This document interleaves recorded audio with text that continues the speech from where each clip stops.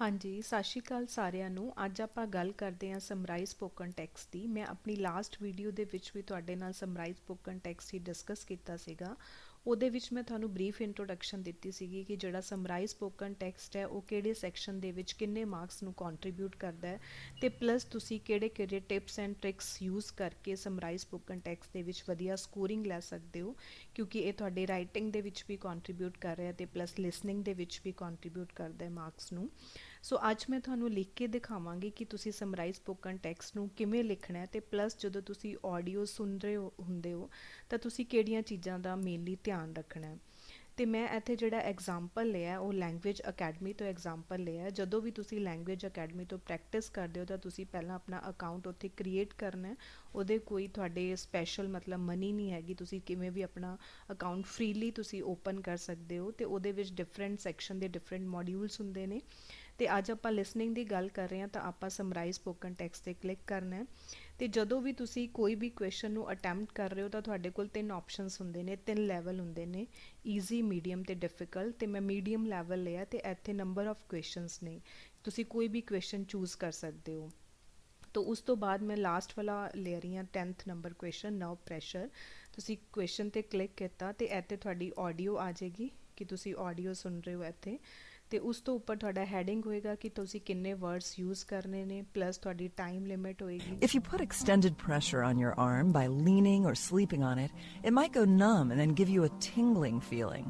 Your arm falls asleep like this because prolonged pressure on a nerve or on a nerve's blood supply can temporarily damage it.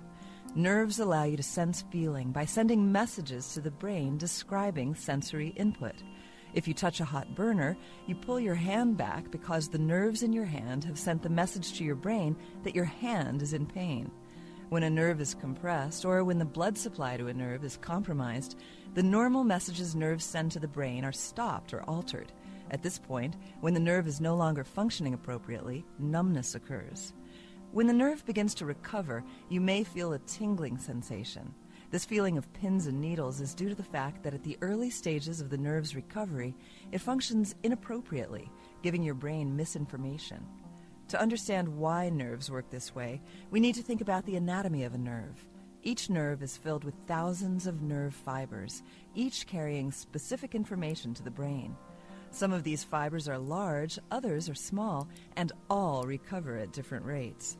Because the thousands of fibers that make up a damaged nerve recover at different speeds, the message they collectively send the brain as they're recovering is inaccurate.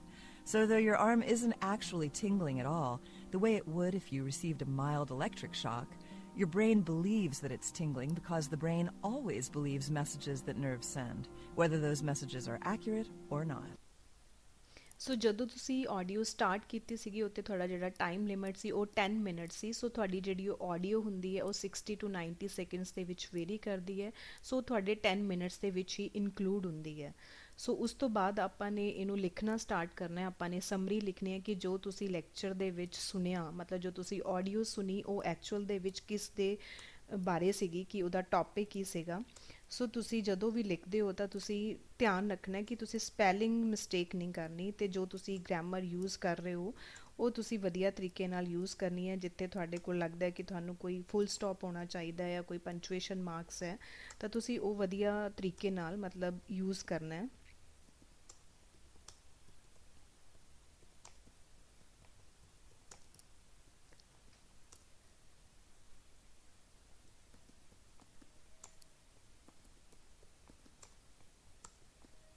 ਇਸ ਤੋਂ ਬਾਅਦ ਤੁਸੀਂ comma ਵੀ ਦੇ ਸਕਦੇ ਹੋ, and we ਲਿਖ ਸਕਦੇ ਹੋ, ਮਤਲਬ ਜਿਵੇਂ ਤੁਹਾਨੂੰ ਲੱਗਦਾ ਕਿ ਤੁਸੀਂ ਕਿਵੇਂ ਵਰਡਸ ਨੂੰ ਯੂਜ਼ ਕਰ ਰਹੇ ਹੋ। ਅਤੇ ਕਦੇ ਵੀ ਤੁਸੀਂ ਸਿੰਗਲ ਵਰਡਸ ਨੂੰ ਨਹੀਂ ਯੂਜ਼ ਕਰਨਾ, ਇਸ ਚੀਜ਼ ਦਾ ਤੁਸੀਂ ਧਿਆਨ ਰੱਖਣਾ ਹੈ।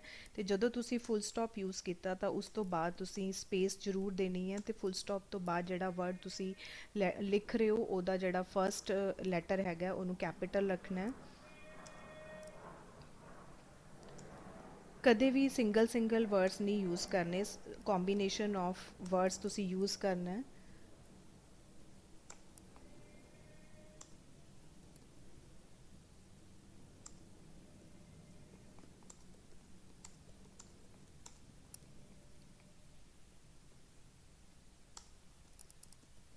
later on he also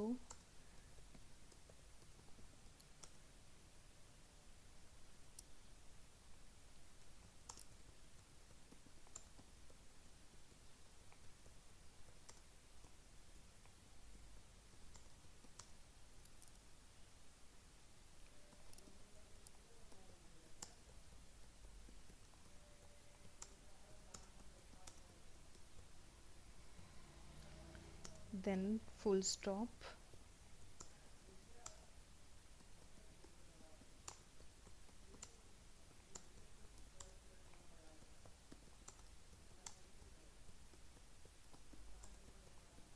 lecture ਨੂੰ ਹਮੇਸ਼ਾ ਕਨਕਲੂਡ ਜ਼ਰੂਰ ਕਰਨਾ ਹੈ ਤੁਸੀਂ। ਤੇ ਜਦੋਂ ਤੁਸੀਂ ਲਿਖ ਰਹੇ ਹੋ ਤਾਂ ਇੱਥੇ ਤੁਹਾਡੇ ਵਰਡਸ ਵੀ ਸ਼ੋ ਹੋ ਰਹੇ ਨੇ ਕਿ ਤੁਹਾਡੇ ਵਰਡਸ ਕਿੰਨੇ ਹੋ ਗਏ ਨੇ।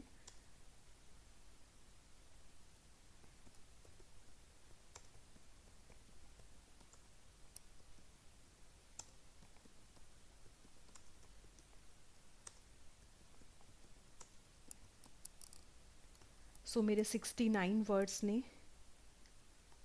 ਇੱਥੇ ਤੁਹਾਡੇ ਜਿਹੜੇ ਵਰਡਸ ਜਦੋਂ ਤੁਸੀਂ ਆਡੀਓ ਸਟਾਰਟ ਕੀਤੀ ਸੀਗੀ ਤਾਂ ਉਹਨਾਂ ਨੇ ਕਿਹਾ ਸੀਗੇ ਤੁਹਾਡੇ ਵਰਡਸ ਨੇ ਉਹ 50 to 70 ਦੇ ਵਿੱਚ ਵੇਰੀ ਹੋਣੇ ਚਾਹੀਦੇ ਨੇ। ਤਾਂ ਸਾਡੇ ਕੋਲ 5 ਮਿੰਟਸ ਹਲੇ ਲੈਫਟ ਨੇ। ਸੋ ਉਹਨਾਂ 5 ਮਿੰਟਸ ਦੇ ਵਿੱਚ ਤੁਸੀਂ ਜਿਹੜੀ ਲੈਕਚਰ ਤੁਸੀਂ ਸਮਰੀ ਲਿਖੀ ਹੈ ਉਹਨੂੰ ਪ੍ਰੂਫ ਰੀਡਿੰਗ ਕਰਨੀ ਹੈ ਕਿ ਤੁਹਾਡੇ ਕੋਈ ਸਪੈਲਿੰਗ ਮਿਸਟੇਕ ਤਾਂ ਨਹੀਂ ਹੈਗੀ। ਪਲੱਸ ਤੁਸੀਂ ਜਿਹੜਾ ਫੁੱਲ ਸਟਾਪ ਹੈ ਉਸ ਤੋਂ ਬਾਅਦ ਸਪੇਸ ਦਿੱਤਾ ਹੈ ਅਤੇ ਕੈਪੀਟਲ ਲੈਟਰ ਹੈਗਾ, ਕੌਮਾ ਤੁਸੀਂ ਪ੍ਰੋਪਰਲੀ ਯੂਜ਼ ਕਰ ਰਹੇ ਹੋ। ਤੋ ਸੋ ਮੈਂ ਤੁਹਾਨੂੰ ਇੱਕ ਵਾਰ ਪੜ੍ਹ ਕੇ ਸੁਣਾ ਦਿੰਦੀ ਹਾਂ। A brief lecture was presented on nerve pressure. The speaker was mainly talking about extended pressure on arm and nerve blood supply, but he also covered sending messages to brain and your hand is in pain. Then full stop. Later on he also discussed on no longer functioning properly and specific information to the brain. Finally the F capital आएगा। The speaker summed up his lecture and concluded that brain actually believes the messages that nerves send.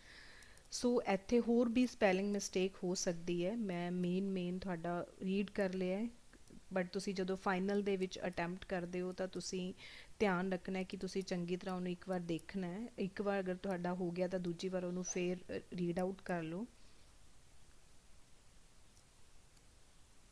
Finally, the speaker summed up his lecture and concluded that brain actually believes the messages that nerves send.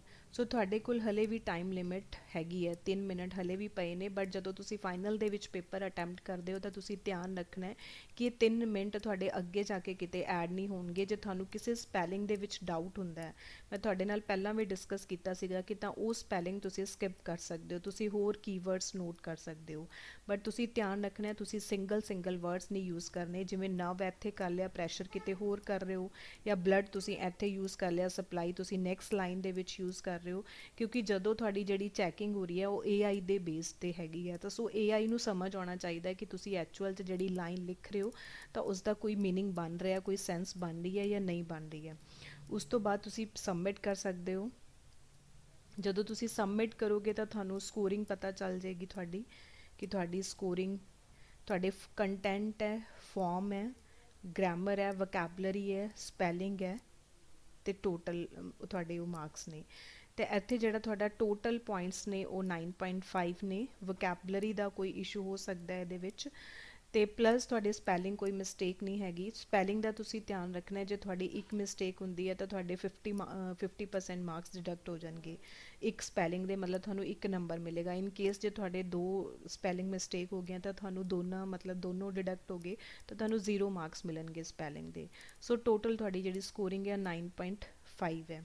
ਸੋ ਇਸ ਤਰ੍ਹਾਂ ਤੁਸੀਂ template ਨੂੰ use ਕਰਨਾ ਹੈ। Template ਨੂੰ use ਕਰਦੇ ਹੋਏ ਉਹ ਵੀ ਧਿਆਨ ਰੱਖਣਾ ਹੈ ਕਿ ਤੁਸੀਂ ਵਰਡਸ ਕਿਵੇਂ ਦੇ ਯੂਜ਼ ਕਰ ਰਹੇ ਹੋ, ਜਿਹੜੀ ਤੁਸੀਂ ਆਡੀਓ ਸੁਣੀ ਹੈ ਉਹਦੇ ਨਾਲ ਉਹ ਲਿੰਕ ਵੀ ਹੈ ਜਾਂ ਨਹੀਂ ਹੈਗੇ। ਪਲੱਸ ਤੁਸੀਂ ਆਪਣੇ ਕੋਲੋਂ ਕੋਈ ਐਡੀਸ਼ਨਲ ਇਨਫੋਰਮੇਸ਼ਨ ਨਹੀਂ ਯੂਜ਼ ਕਰਨੀ, ਇਨ ਕੇਸ ਜੇ ਤੁਹਾਨੂੰ ਟੌਪਿਕ ਦੀ ਨੌਲੇਜ ਹੈਗੀ ਹੈ। ਇਸ ਤੋਂ ਇਲਾਵਾ ਵੀ ਜੇ ਤੁਹਾਨੂੰ ਲੱਗਦਾ ਕਿ ਤੁਹਾਨੂੰ ਕੋਈ ਪ੍ਰੋਬਲਮ ਆ ਰਹੀ ਹੈ ਲਿਖਣ ਦੇ ਵਿੱਚ, ਤੁਹਾਨੂੰ ਨਹੀਂ ਸਮਝ ਆ ਰਿਹਾ ਕਿ ਤੁਸੀਂ ਸਮਰਾਈਜ਼ ਸਪੋਕਨ ਟੈਕਸਟ ਕਿਵੇਂ ਲਿਖਣਾ ਹੈ, ਤਾਂ ਤੁਸੀਂ ਮੈਨੂੰ ਮੇਰੇ WhatsApp ਨੰਬਰ 'ਤੇ ਕੰਟੈਕਟ ਕਰ ਸਕਦੇ ਹੋ, ਈਮੇਲ ਵੀ ਕਰ ਸਕਦੇ ਹੋ ਪਲੱਸ, ਜਾਂ ਫਿਰ ਤੁਹਾਡੀਆਂ ਕੁਐਰੀਜ਼ ਤੁਸੀਂ ਕਮੈਂਟ ਬਾਕਸ ਦੇ ਵਿੱਚ ਲਿਖ ਸਕਦੇ ਹੋ। ਇਸ ਵੀਡੀਓ ਨੂੰ ਜੇ ਤੁਸੀਂ ਲਾਈਕ ਨਹੀਂ ਕੀਤਾ ਤਾਂ ਲਾਈਕ ਕਰ ਦਿਓ ਤੇ ਚੈਨਲ ਨੂੰ ਜੇ ਤੁਸੀਂ ਹਲੇ ਤੱਕ ਸਬਸਕ੍ਰਾਈਬ ਨਹੀਂ ਕੀਤਾ ਤਾਂ ਸਬਸਕ੍ਰਾਈਬ ਕਰ ਦਿਓ and thank you so much for watching this video.